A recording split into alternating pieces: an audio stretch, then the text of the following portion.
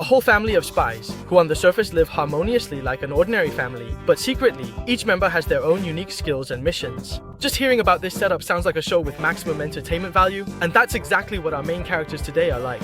But unlike in anime, this family actually existed in real life.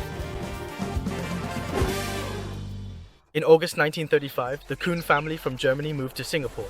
And as we've already hinted, every member of the family was a spy. On the sun-drenched beach, a fascist conspiracy was about to begin brewing with this family at its center. Unlike those who pretend to be a family for the sake of a mission, they weren't faking it. They were a real family of 4.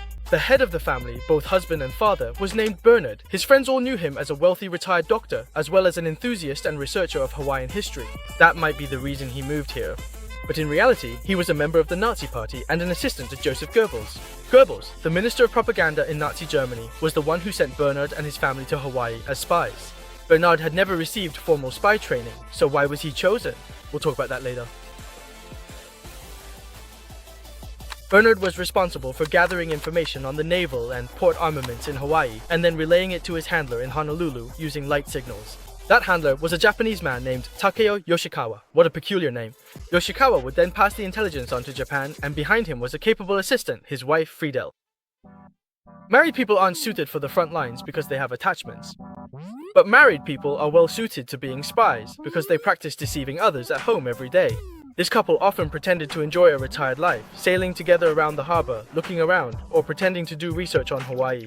After hiking, they would use high-powered binoculars to admire the view of the harbor. I'm sure you clever viewers have already guessed. The harbor in question is Pearl Harbor. During World War II, Germany and Japan were thick as thieves, with Germany secretly helping Japan collect information on Pearl Harbor everywhere. It was all extremely secret. Who could have guessed that Japan was planning to attack Pearl Harbor? Popov, I could! In addition to assisting her husband in gathering intelligence, Friedel was also in charge of the family finances, that is, collecting and laundering money. For example, she would move the hard-earned money from Japan through various channels, routing it through Germany and Switzerland, before finally depositing it into their account in Hawaii.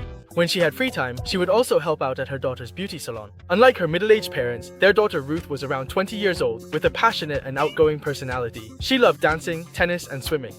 What man could resist such a high-quality woman? Goebbels. I can!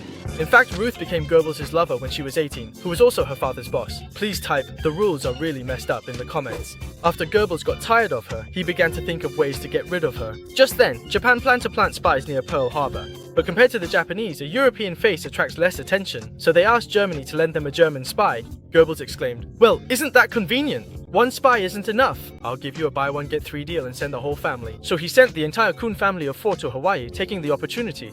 After breaking up with her ex, Ruth exposed the jerk for everyone to see. She was dumped just like that, sent packing over 10,000 kilometers away. But even after arriving in Hawaii, her charm didn't fade. She started dating American military personnel, and with her innocent, harmless girl image, she easily coaxed all kinds of military secrets out of the officers. She even got engaged to an officer at one point.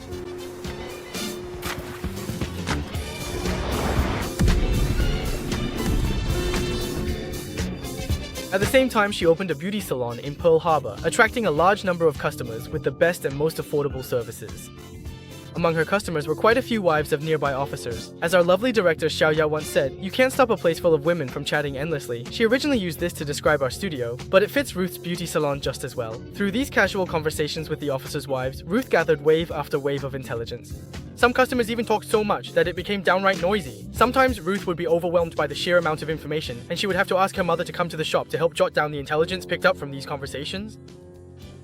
It's fairly easy to imagine how the first 3 members of this family of 4 could work as spies, but the youngest son, Hans, could only be described as the true hidden boss. His mother would often dress him in a sailor suit and have his father take him for walks along the beach. The officers at Pearl Harbor, seeing this adorable little military enthusiast, would always warmly invite him aboard their ships, showing him around and explaining the details of the warships and the recent activities of the Navy officers.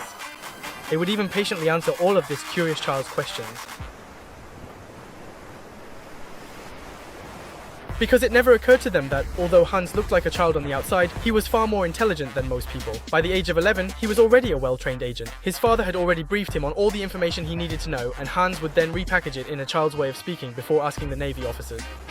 At the same time, he skillfully used his photographic memory to record everything he saw during the visit, and after returning home, he would recreate it all in words and drawings. The father and son worked together seamlessly, like a perfectly coordinated team.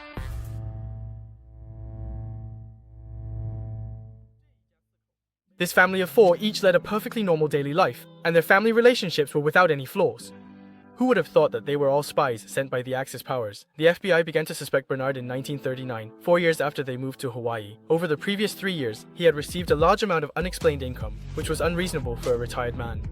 What's more, he was once a member of the Nazi Party. When I mentioned earlier that he used light signals, I believe some attentive viewers might have already questioned this.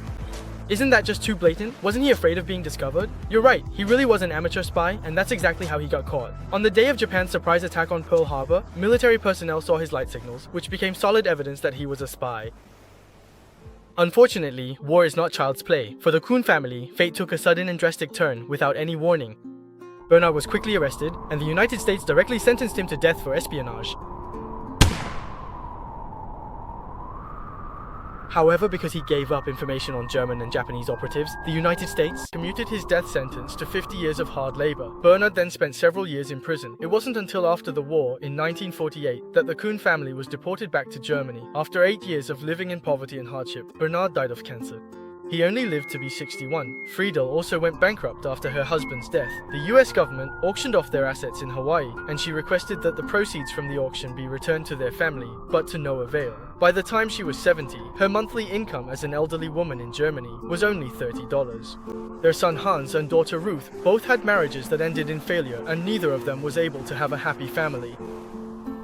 Fascism is the enemy of humanity, and perhaps the tragic fate of their family was already sealed from the moment they began serving Nazi Germany and Imperial Japan. History has left little record of this spy family, but in interviews, Friedel, now a widow, spoke highly of her husband, saying he was a spy like no other before or after him. Bernard Kuhn, an amateur spy who accomplished little but caused much trouble, was truly an oddity who dragged his whole family into espionage. Sadly, the only praise and respect he ever received came from his wife, yet fortunately, he ultimately gained her understanding and everlasting remembrance.